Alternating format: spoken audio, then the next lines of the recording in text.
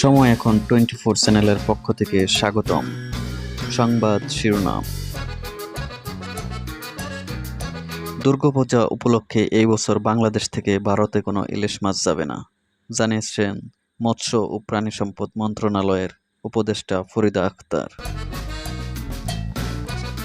দেশের যে কোনো সংকট ও ক্রান্তিকালে ছাত্রশিবির সর্বশক্তি দিয়ে সকল ষড়যন্ত্রের ধাত ভাঙা জবাব দেবে, কেন্দ্রীয় সভাপতি।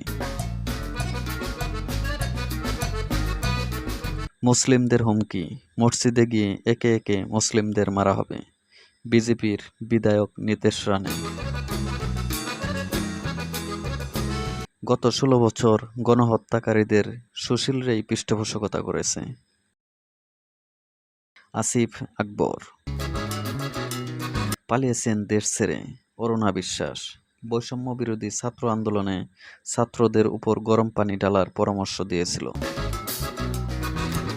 পুলিশ একসঙ্গে 10-12টা বেয়ারের লাশ আনত, দাফন শতাধিক রায়ের বাজারেই। ছাত্র রাজনীতি নিষিদ্ধ হলো ডুয়েটে।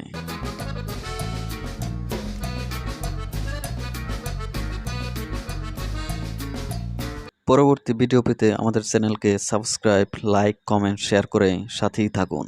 ধন্যবাদ।